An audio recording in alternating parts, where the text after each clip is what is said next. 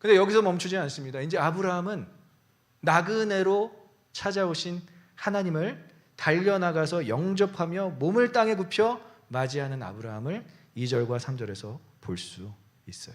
여러분 같이 읽어보겠습니다. 시작. 곧 장막문에서 달려나가 영접하며 몸을 땅에 굽혀 이르되 내 주여 내가 주께 은혜를 입었사오면 원하건대 종을 떠나 지나가지 마시옵고. 굉장히 과장된 표현들이 막 아브라함의 입에서 선포되고 있어요. 내가 주께 은혜를 입었사오면, 영어 성경으로 보면 조금 더 쉽습니다. I have favors in your eyes. 내가 당신에게 은혜를 입었다. 찾아온 것만으로도, 나그네들이 찾아온 것만으로도 내가 당신의 눈에 은혜를 입었다. 그래서 나를 떠나지 마시고 머물러 달라고 이야기하는 거예요. 손님이나 나그네를 이렇게 환대하는 것, 웰커밍하는 것이 고대 근동의 일반적인 문화지만 왠지 아브라함의 이 행동은 조금 오버스러워요. 오버액팅하는 것 같아요. 과해요. 그렇지만 이게 과한 것이 아니라 이러한 해석들이 있습니다. 아브라함은 손님들, 이 나그네를 천상의 존재, 하나님 그리고 천사 둘로 인식하고 행동한 것이다. 하지만 이것은 위험한 해석이에요. 맞지 않는 해석이에요. 아브라함은 이 세 사람이 하나님과 천사들인지 몰랐어요. 그럼 왜 이렇게까지 행동하느냐? 이러한 장면들이 많이 있어요, 성경에. 야곱이 에서를 만날 때, 집을 떠나서 숱한 과정을 경험하고 이제 자신이 배신했던 형을 만날 때, 자신이 속였던 형을 만날 때 이러한 하나님을 만나는 것 같은 대면식이 창세기 33장 3절에 나오고요. 요셉이 애굽에 팔려가서 정말 험난한 인생을 보내고 아버지를 만나서 궁으로 모실 때도 창세기 48장 12절에 이러한 대면식이 나타나고 있어요. 그리고 선지자 생도들이 엘리야, 자신들이 정말 존경하는 엘리야를 맞이할 때도 열왕기하 2장 15절에서 이러한 대면식이 나타나고 있어요. 그러니까 이러한 웰커밍은 일반적이기도 했다라는 거예요. 아브라함에게는 그저 그들이 지나가는 나그네로 보이지 않았다라는 것이 중요합니다. 고대 근동에서는 이렇게 만남이 소중했어요.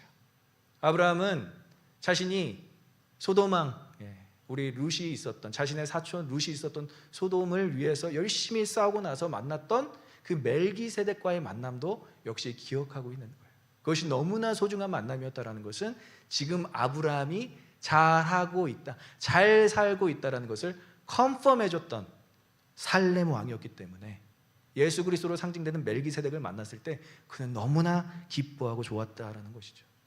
특별히 우리가 조금 이따가 살펴볼 내용이지만 전장 17장에서는 언약의 갱신이 일어납니다. 여러분 매년마다 드라이버 라이센스나 매년은 아니지만 기간이 지나면 리뉴얼을 하잖아요. 그죠?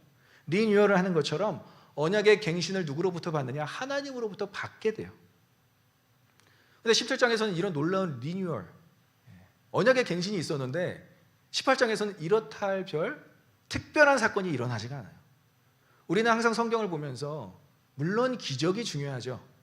하지만 오늘은 특별히 일상을 조명하고 있다라는 거예요. 그러니까 아브라함에게는 이 일상이 어떻게 적용되는지, 하나님의 언약의 갱신 이후에 일상이 어떻게 드러나는지에 대해서 강조하고 있는 것이죠. 그러면 이 언약의 갱신 이후에 아브라함이 왜 믿음의 조상이었는지를 증명하는 장면이 바로 오늘 본문이 될 수 있다라는 거예요. 그의 인격과 성품과 그의 어떤 그런 준비된 자세가 믿음의 아버지, 열방의 아버지로 나아갈 수 있는 한 단계를 보여주고 있는 것이죠. 그래서 하나님을 경험한 자들은요, 대충 살지 않습니다. 일상을 허비하지 않아요. 삶을 낭비하지 않아요. 최선을 다해서 만남에 있어서도 그렇고 일에 있어서도 그렇고. 오늘 또 우리 책 좋아하는 민웅 형제가 팀 켈러 목사님의 일과 영성을 읽기 시작했어요. 저는 이런 독서하는 자세가 굉장히 중요하다고 생각해요. 과연 일과 영성은 어떻게 연결되어 있는가? 우리의 일상이 신앙과 어떻게 연결이 되어 있는가? 그것이 저와 여러분들이 계속 고민해야 될 일이라는 것이죠. 그래서 3절에서 특별히 이 나그네들을 주라고 칭합니다. 아도나이, 주여. 아무한테나 주라고 할 수 있을까요? 하지만 자신을 찾아온 손님들, 나그네를 주라고 칭하면서까지 나그네들을 섬기는 아브라함은 우리에게 참 큰 도전이 된다는 것이죠. 두 가지를 우리에게 도전합니다. 따라해볼까요? 섬기는 것이 복이다. 섬길 수 있는 것이 은혜다. 믿으십니까? 그래서 이 구약의 행동을 보고 히브리서 기자는 아브라함을 최고로 높게 평가하는 장면이 히브리서 13장 2절에서 나타나고 있어요. 손님 대접하기를 잊지 말라. 이로써 부지 중에 천사들을 대접한 이들이 있다고 히브리서 기자가 아브라함의 행위를 칭찬해주고 있습니다. 누군가 여러분들의 집에 방문했을 때 버선발로 뛰쳐나가면서 반겨준 적이 있습니까? 아마 그런 경험을 했다면 그 상대방, 그 대상자는 그것을 평생 잊지를 않을 거예요. 제가 가끔 우리 어른들을 만나는 채플린 사역을 하는데 정말 냉담하게 대해주시는 분들도 있지만 제가 오는 것을, 호스피스 병동 사역이고 또 자가 방문이니까 제가 오는 것을 애타게 기다리시는 분들이 계셔요. 그러면 뭐 99세, 100세 되는 분들이 버선발로 엘리베이터를 타고 문 앞에서 저를 발 동동 구르며 기다려주시는데 제가 몸둘 바를 모르겠더라고요. 인생을 100년이나 사신 분들이 참 부족한 종, 기도해 드린다고 함께 예배 드리자고 찾아간 그 정말 주의 종을 그렇게 반기는 모습을 보면서 진짜 참 큰 은혜가 됩니다. 상처를 주는 것과 비슷한 거예요. 환대는요, 상대방이 잊을 수 없습니다. 상처도 마찬가지예요. 상대방이 해준 사람은 잊을 수가 있어요. 해준 사람, 마치 그렇게 환대를 해준 사람은 잊어버릴 수도 있는데 그 환대를 받은 사람은 잊어버릴 수가 없어요. 상처도 동일해요. 상처 준 사람은 잊어버려요. 내가 언제 상처 줬는지. 근데 상처를 받은 사람은 PTSD라고 하죠. 평생 후유증으로 그것을 안고 산다라는 것이죠. 그래서 환대와 상처는 여러분 매우 비슷한 맥락이 있습니다. 여러분들 환대하는 것을 소홀하지 마시고 최선을 다해서 누군가를 환대하시기를 간절히 소망하고 축원합니다. 그래서 오늘 세 가지로 이 환대는 어때야 하는지 우리 아브라함의 모습을 보면서 세 가지로 한번 나눠보도록 하겠습니다. 첫 번째는 극진한 환대는 상대방을 부담스럽거나 불쾌하게 하지 않는다라는 거예요. 그러면 4절을 같이 읽어보도록 하겠습니다. 시작. 물을 조금 가져오게 하사 당신들의 발을 씻으소서. 나무 아래서 쉬소서. 참 이 궁체라고 하죠. 이 성경의 궁체가 마치 명령조로 본문에서 발이나 닦고 나무 아래서 쉬어라 이렇게 막 명령하듯이 들리는데 아니에요, 여러분. 이 억양의 어조는 원어로는 전혀 다르게 쓰여져 있습니다. 우리 정말 어떤 사람을 손님을 대접할 때 내 집이다 생각하고 싶십시오. 진짜 어려운 표현이에요, 여러분. 이거 그분이 내 집이라고 생각할 수 있을 정도로 편하게 해준다는 건 정말 어려운 표현이에요. 근데 이 표현은요, 4절의 이 표현은 내 집이다 생각하고 싶어요. 특별히 히브리어 불변사 나가 청컨대라는 말로 쓰여지고 있습니다. 청하건대. 그러니까 명령보다는 간청하는 거예요. 제발 please 내가 물을 조금 가져오게 하시고요, 당신들은 발을 씻으시고 나무 아래서 씻소서. 선을 행하면서 상대방을 배려하는 극도의 겸손한 언어를 쓰는 표현이 바로 4절의 표현입니다. 그래서 나무 그늘 아래 쉬게 하다라는 것은 세 가지 의미가 있어요. 식사 자세를 준비하라는 거예요. 고대 근동에서는 나무 아래서 식사를 했어요. 왜냐, 너무 그 장막 안이 너무나 더웠기 때문에 나무가 있었다면 그 나무에서 식사를 하는 것이 최고의 식사 장소였습니다. 우리도 야외 친교장에서 식사를 같이 하잖아요. 바람이 솔솔 불어오는 그곳에서 나무 아래서도 식사를 하고요. 그것이 최고의 식사 장소로 준비되고 있어요. 그러면 뭘 의미하죠? 식사가 곧 준비될 것이라는 예고, 티저였다라는 거예요. 이들의 마음을 얼마나 부드럽게 만드는 언어였을까요? 그리고 고대 근동에서는 그 나무 아래에서 옆으로 비스듬히 누워서 왼팔로 몸을 받치고 오른손으로 음식을 먹는, 아마 그런 그림들을 보셨을 거예요. 누워서 밥을 먹는다? 우리가 조금 이상하게 생각할 수 있었지만 이때는 쉬면서 음식을 먹는 시간이 쉬는 시간이기 때문에 누워서 쉬면서 밥을 먹으라는 의미가 4절에서 전달되어지고 있어요. 그 관습을 반영하면서 편안히 식사 대접을 받을 준비를 하라는 것이 바로 오늘 본문의 내용이었다라는 것이죠. 환대는 상대방을 존중하는 행위로 불편하지 않는 언어와 상대방을 향한 진심 어린 배려가 전달되어야 합니다. 아브라함은 그것을 정말 잘 실행하고 있어요. 나무에서 쉬세요, 발 좀 씻으세요, 이렇게 명령어하달이 아니라 간청, please 간청으로 대접에 대한 다음 스텝을 기대하게 하는 것이 바로 환대의 여유라고 할 수 있습니다. 자, 둘째 따라해볼까요? 극진한 환대는 상대방의 마음을 상쾌하게 해준다. 자, 우리 5절 한번 같이 읽어보겠습니다. 시작. 내가 떡을 조금 가져오리니 당신들의 마음을 상쾌하게 하신 후에 지나가소서. 당신들이 종에게 오셨음이니이다.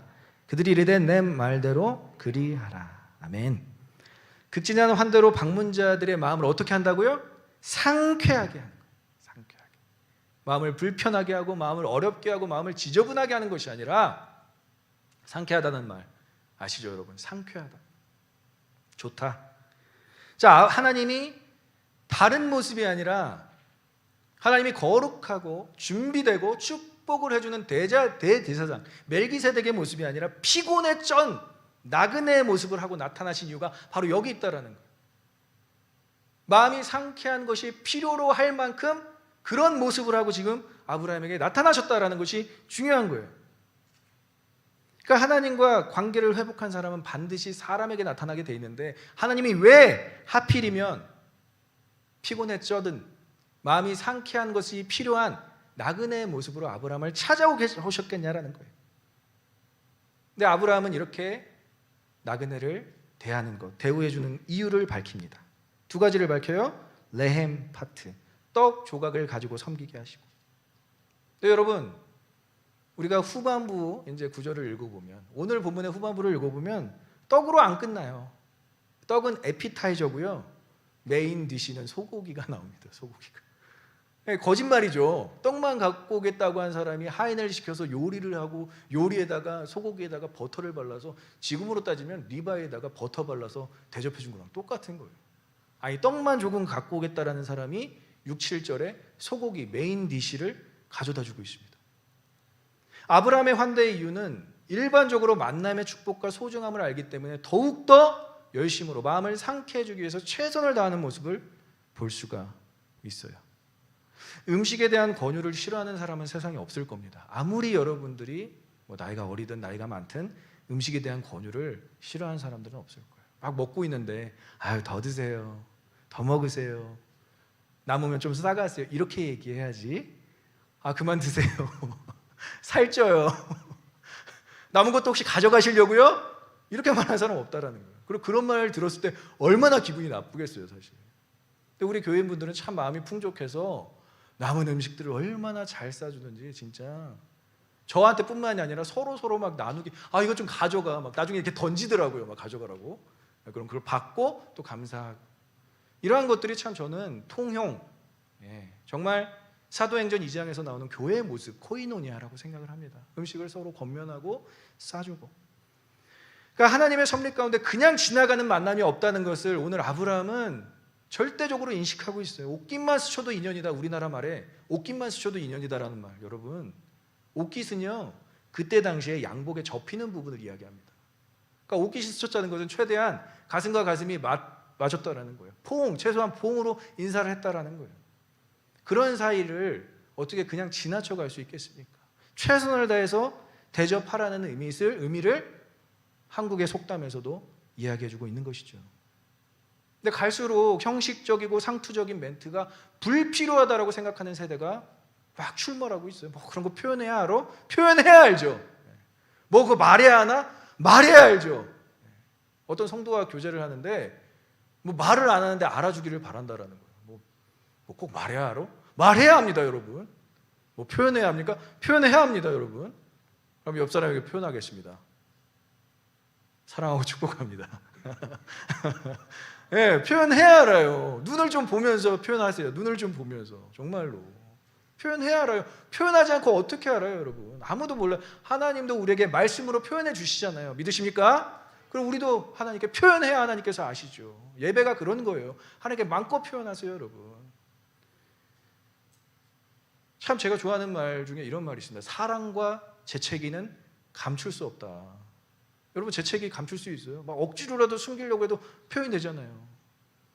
연애를 막 시작하려고 하는 사람 두 사람, 남녀 간에 막 사랑을 감추려고 하는데 본인들만 모르지 다 주변 사람 다 알아요. 드러나고 있는 거예요. 이미 썸 타는 것도 근데 아무도 모르겠지 막 이러는데 다 안다니까요. 주변 사람들. 본인들만 몰라요. 그렇게 사랑과 재채기는 감출 수가 없는 거예요. 더 드세요. 맛있어요. 남으면 싸가십시오. 감사합니다. 이런 것들이 환대의 기본적인 용어가 되어야 된다라는 거예요. 근데 연락이 잘 되고 만남이 쉬워지고 만남과의 인연이 생각보다 쉽게 이어지니까 MZ세대 뭐 DM만 띡 보내면 디렉트 메시지라고 하나요? 그거 띡 보내면 뭐 서로의 근황을 너무 쉽게 확인할 수 있으니까 만남이 너무 쉽게 성사될 수 있다는 것이 우리가 표현하는, 우리가 그것을 감사하게 생각하는 그런 세대와는 멀어지고 있다라는 거예요. 성경이 원하는 세대랑 정반대로 가고 있다라는 거예요. 근데 여러분, 고대 근동 족장 시대, 지금 아브라함이 살고 있는 시대에서는요, 자신의 종족 말고 다른 종족을 만난다라는 것은 있을 수 없는 이야기예요. 전쟁할 때나 다른 종족을 만날 수 있습니다. 전쟁할 때나. 그러니까 이 만남이 얼마나 중요해요. 나그네가 오더라도 그냥 나그네로 생각하지 않는 거예요. 분명히 하나님의 일하심이 느껴지고 있기 때문에 아브라함은 그렇게 행동하는 것입니다. 여러분들 만남을 소중하게 여기십시오. 그리고 그 만남에 있어서 최선을 다하시길 간절히 소망하고 축원합니다. 세 번째, 우리 한번 8절 읽기 전에 따라해보겠습니다. 극진한 환대는 복을 받게 한다. 자, 8절 우리 한번 같이 읽어보겠습니다. 시작. 아브라함이 엉긴 젖과 우유와 하인이 요리한 송아지를 가져다가 그들 앞에 차려놓고 나무 아래 모셔 섬에 그들이 먹으니라. 아멘. 아브라함이 지금 뭘 하고 있죠? 과시하고 있는 거예요. 과시. 여러분, 이걸 그냥 읽으면 안 돼요. 자신의 소유를 과시하고 있는 거예요. 하란 땅을 떠날 때 그냥 본인 가족만 있었던 아브라함이 이제 송아지를 그냥 대접할 수 있는, 과시할 수 있는 사람이 됐어요. 그리고 하인까지 있어요. 하인을 부려서 요리까지 할 수 있는 그런 족장의 최고의 위치에 올랐다는 것을 보여주고 있는 거예요. 왜 이러한 복을 받았을까요? 하나님이 함께 하셨기 때문에. 그리고 이 복을 내가 꽁꽁 숨기고 아무한테도 드러내지 않는 삶을 산 게 아니라 나그네를 보자마자 그냥 복을 흘려보내는 모습을 볼 수 있습니다. 그러니까 오버액팅을 할 수 있는 충분한 자리와 위치에 있었다라는 거예요. 그만한 소유가 있었다라는 거예요. 송아지를 그냥 잡아서, 모르겠어요. 이게 한 마리를 잡았는지 아니면 반토막을 잡았는지 모르겠지만 일단은 송아지 요리가 나온다라는 거예요. 떡을 주겠다고 했으면서. 이런 과시는 여러분 마음껏 하세요. 얼마나 좋은 과시입니까? 다른 거 자랑하지 마시고요. 이런 거 자랑하시라는 거예요. 자신이 하나님께 복 받은 내용을 그대로 보여주고 흘려보낼 수 있는 과시. 그런 것들은 너무나 좋은 거예요. 그래서 구약을 통틀어 이 본문을 제외하고 하나님께서 누군가의 요리를 드셔주셨다라는 장면이 한 번도 나오지가 않습니다. 이 장면이 유일해요. 다윗은요, 하나님이 나를 원수의 목전에서 상을 차려주, 하나님이 오히려 나에게 상을 차려주셨다라고 고백하는데, 지금 아브라함은 유일하게 성경인물 중에서 하나님께 상을 차려준 사람으로 보여지고 있는 것입니다. 놀랍지 않습니까? 여러분, 하나님께 상 차려드리고 싶지 않으십니까? 아무도 안 차려드리고 싶으신가 봐요. 다시 한번 질문할게요. 하나님이 여러분들의 가정에 개인에게 방문하시면 하나님께 여러분들 대접해드리고 싶지 않으십니까? 그것이 여러분들의 복의 근원으로 만드시게 할 하나님의 약속의 말씀인 줄 믿습니다. 하나님께서 복을 먼저 주시고 그것을 이행하게 하시지 여러분들을 없는 상태에서 찾아오실 분이 아니라는 거예요. 마땅한 대우를 원하신다라는 것이죠. 그래서 여기서 밝혀지는 거예요. 하나님 왜 그 많고 많은 모습들 중에 족장 시대니까 족장으로 나타나시든지, 전쟁이 뭐 만연한 때였으니까 용사로 나타나시든지, 여호수아처럼 야곱처럼 뭔가 특별한 모습으로 나타나는 게 아니라 꼬질꼬질하고 발도 씻어야 되고 왠지 배고플 것 같고 이러한 쩌든 나그네의 모습으로 오신 이유가 무엇이올까요? 아브라함의 환대를 받기 위해서, 아브라함의 대접을 받기 위해서. 하나님은 절대 그냥 일하시는 분이 아니에요. 굉장히 디테일하고 목적이 있으신 분이세요. 그래서 여호수아에게는 군대 장관으로 찾아오시고 전쟁을 치러야 되니까, 야곱에게는 씨름하는 자, 이스라엘, 하나님과 씨름하는 자를 만들기 위해서 씨름하는 자로 나타나셨는데, 오늘 아브라함은 환대를 받기 위해서 치질하고 피곤하고 발을 씻어야 되고 먼지 투성인 나그네 모습으로 찾아왔다. 그럼 아브라함에게 있어서 이것은 파이널 테스트인 것입니다. 복의 근원이 될 수 있는지 될 수 없는지에 대한 99세 나이, 이삭을 갖기 전의 나이, 최고가 자기가 누릴 수 있는 최고의 복, 아들을 낳는 것이 준비되었는가, 준비되어 있지 않은가, 그 파이널 테스트를 통과하는 장면을 여러분들은 이 본문을 통해서 보고 있는 거예요. 창세기 12장에서 너는 복의 근원이 될지라 라고 약속하셨는데, 이 아브라함 자체가 복덩이가 되지 않으면, 복을 줄 수 있는 복덩이가 되지 않으면 이 일은 일어나지 않는다라는 거예요. 그런데 지금 일상에서, 가장 그냥 평범한 일상 속에서 하나님이 나그네로 찾아오셨는데 그 일상에 있는 테스트를 통과한다? 여러분, 진짜 어려운 것입니다. 우리가 정말 힘든 시험들은 열심히 준비해서 통과할 수 있어요. 정말 작은 거는요, 쉽게 놓칠 수 있는데 그 작은 것을 행동으로 보여주는 모습을 믿음의 조상인 아브라함이 우리에게 예시로 나타내주고 있는 거예요. 한번 따라해볼까요? 위대한 일은 작은 순종에서 시작한다. 믿으십니까? 위대한 일은 작은 순종이에요. 하나님이 왜 언약을 갱신하시고 막 정말 아브라함의 인생을 송두리째 바꿀 만한 그런 놀라운 이적을 보여주지 아니하시고 일상으로 돌아가서 이러한 일들을 감행하게 하셨을까? 이러한 일들을 감당하게 하셨을까? 근데 우리가 이제 아브라함에게 초점을 두면서 마지막으로 결론을 맺을 수 있습니다. 아브라함은 어떻게 이러한 극진한 환대를 초면인 나그네들에게 할 수 있었을까? 답은 역시 17장에 있습니다. 99세의 나이에 다시 언약을 받는 아브라함과 사라의 모습이 17장에 쫙 소개되어지고 있어요. 근데 아브라함은 17장까지, 12장부터 16장까지의 내용을 보면 계속 실패해요. 계속. 약속을 받고 바로 어떤 일이 생기냐면 룻, 자신과 함께 떠났던 사촌지간인 룻과 관계가 깨집니다. 그 관계가 깨진 것으로 인해서 이방 나라에 전쟁을 하게 돼요. 그럼 이미 열방의 복이 되는 그것에 대해서 실패한 것처럼 보여져요. 아브라함의 인생이. 그리고 인간적인 나이로는 99세에 도달하게 됩니다. 75세 때 부름을 받았는데 99세에 도달하게 돼요. 아이를 가질 수 있는 상태가 아니에요. 그러자 아브라함은 어떠한 실패를 또 경험하죠? 하갈, 첩 하갈을 둬서 하나님이 원치 않는 방법으로 이스마엘을 낳게 돼요. 그거로 인해서 또 가정에 불화가 생겨요. 그러니까 이제는 다시 일어날 수조차 없는 그 상황이 바로 이 상황이었는데 17장에 하나님께서 그 모든 과정을 뒤집어 버리십니다. 아브라함이 뒤집는 게 아니에요. 그 실패한 아브라함을 다시 찾아오셔서 그 과정을 뒤집어 버리셔요. 턴어바웃. 하나님은 이 뒤집기에 정말 능하신 분이세요. 인생을 아예 통수리태 바꿔 버리시는데 그 언약을 갱신하면서 뭘 요구를 하시느냐?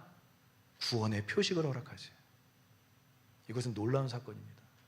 이것은 신약의 십자가를 상징하는 사건과 똑같아요. 할례를 행하세요. 내가 너를 구원하였다. 내가 너의 실패를 알고, 너가 실패해서 좌절하고 있다는 것을 알매도 불구하고 내가 너를 다시 찾아와서 언약을 갱신한다.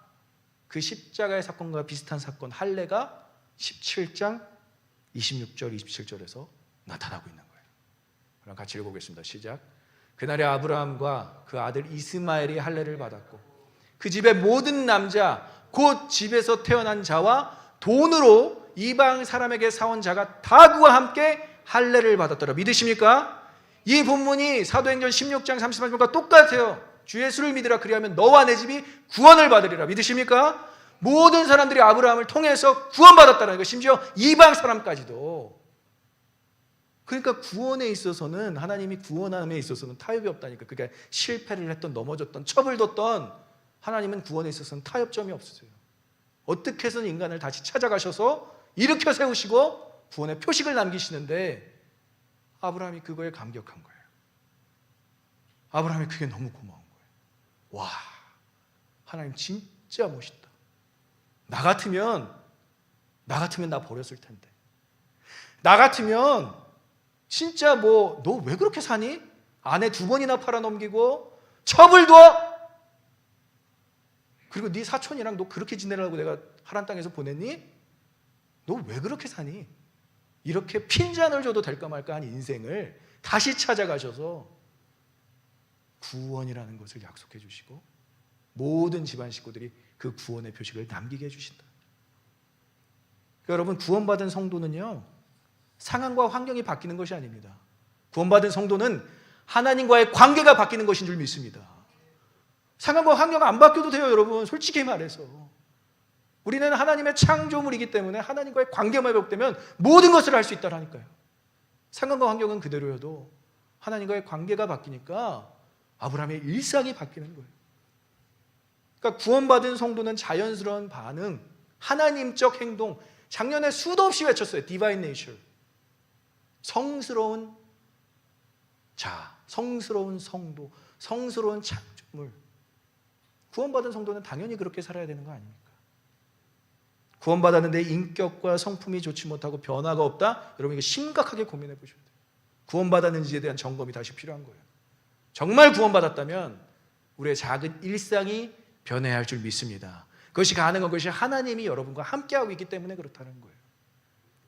우리가 남에게 환대할 수 있는 것은 하나님께서 먼저 우리를 환대해 주셨기 때문에.